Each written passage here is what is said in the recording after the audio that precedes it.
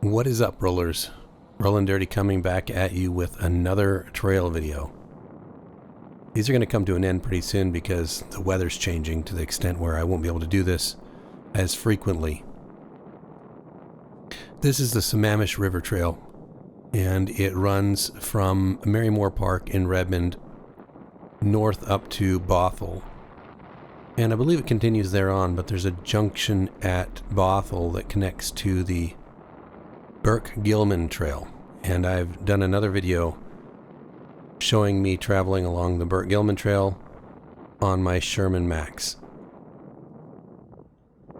Now, that video was taken the same day as this one because I did the whole journey in one trip. Total trip was about 50 miles because I ended up coming back across 520 instead of retracing my steps and going back the way I came. Now, this was a perfect day for a ride. I'd never been on this trail, actually. In fact, I'd never ridden through Marymore Park. But what I did was I parked on the outside of Marymore Park, knowing that I might be returning after dusk, and the park closes at dusk. And so I parked on the outside, no need to pay there. And then I just rode to Marymore Park from where I was parked and through it and connected to the Sammamish River Trail from the Marymore Park Connector Trail. All right, enough with the boring map details about how I got to where I am.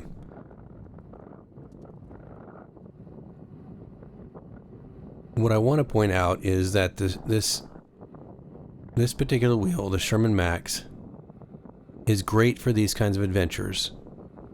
And I've said this before, but I'll say it again for those who haven't heard, because the battery is large. It's 3,600 watt hours. It's a 100.8 volt battery, which is a significant size and voltage.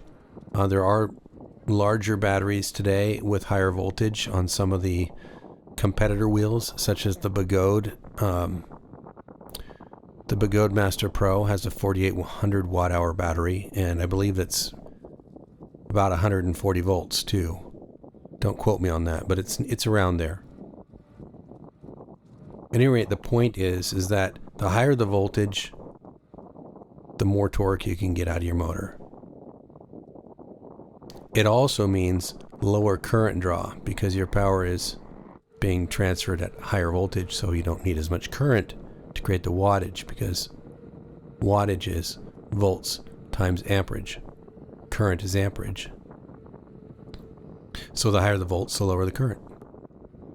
That's great for your wires, and that's great for the temperature of the circuitry inside the electric unicycle. But what higher voltage does is it makes the motor warm up easier. That being said, Leaperchem, the manufacturer of the Sherman Max, does a exceedingly good job at keeping the motor cool. You may have seen videos from Marty. He's in Southern California. He's got a test that he runs unicycles through, and I think he calls it something like Overheat Hill. And he takes these unicycles with him and a couple friends up this hill, and he monitors the temperature of the unicycle as it's put under stress. Now, that's not all he does, but my point is that he's been able to demonstrate that the Sherman is probably the best at managing its temperature under stress. This might be something because of the design of where the circuit board is and where the batteries are, but also just the general cooling of the unicycle. Leaperchem is an offshoot. The manufacturer of the Sherman is an offshoot of Begode. Some of its engineers used to work at Begode. They decided they didn't want to do things the way Begode was, and they broke off and they made their own company. And that's how Leaperchem was born. The first unicycle that they manufactured was the original Veteran Sherman, which was a massive hit, massive success. It had very few weaknesses, all of which they've resolved in the Sherman Max. One of them being the rim is stronger now. MOSFETs are a little different, things of that nature. But what they did was they improved upon an existing design. In fact, if you look at the Sherman Max and you compare it to the original Veteran Sherman, you'll find that the Veteran Sherman and the Sherman Max look almost identical. One difference, one key difference that is barely noticeable is on the side panels, underneath where you put your side pads. The case on the Sherman Max has indents like the original Sherman, but they don't go in as far. They're still there, the same design's there, but the indents aren't as deep. And this was to make more room for the batteries, I'm assuming. So, in other words, they said, you know, if it ain't broke, don't fix it. And let's just improve upon it. They kept the existing design, they upped the motor power, they upped the battery size, they improved upon some of the electronics, but the headlight and the brake light, the roll cage, the entire design, the tire, all look like the original Sherman with the exception of the difference that I mentioned. And that's why I was really comfortable going all in on the Sherman Max when I bought it. It'd been out for a little while too, so there'd been some other reviews about it that had shown that it was a good unicycle, a reliable one. And that the mileage was great, which is something I wanted, because as much as you don't think you'll do the mileage once you're first getting into these electric unicycles, what happens is, as soon as you learn to ride, even just kind of learn to ride, you're excited to go ride. And when you go riding, you want to go further and further and longer. So it's cool to have a really speedy, zippy little wheel. But if you want to go on some of these adventures and these longer engagements, then you're going to need the battery. And you're going to need the mileage capability. So for that reason, I really like the Sherman Max. There's some things I'd probably change about it. I've considered maybe doing an update to the headlight and maybe the taillight. The headlight's great, but I think it could be better. I have ridden in the dark with this headlight. I mean, in total darkness with this headlight, and it gets me along, but my visibility is not as good as I would like it to be. The beam is a little too focused for me, and I would like something more like what you get out of a headlight, specifically like a projector headlight, where the beam cuts off in a singular line at the midpoint, but is still wide enough for you to see the lane you're in, the lane of oncoming traffic, and the side of the road. Currently, the Sherman headlight isn't quite that.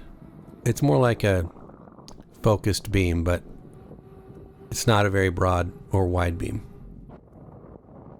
And where I live, it gets dark enough. I mean, I don't live in the middle of the city, so it gets dark enough for me that if I'm traveling at night, I'd like to have a little more visibility. Now, I can't go through a whole nother video without talking a little bit about the Sherman-S that's coming. I recently saw a video about the Sherman-S. I think it was Evie's. They took the whole thing apart. And it was interesting because the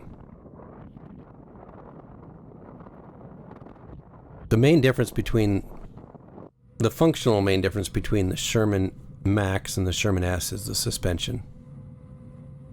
And considering that suspension is the net new technology in that wheel,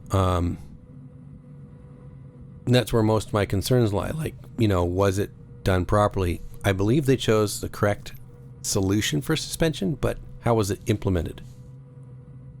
And as much as I want to jump right in and get one, I'm going to wait, because based on that video, it looks like there is some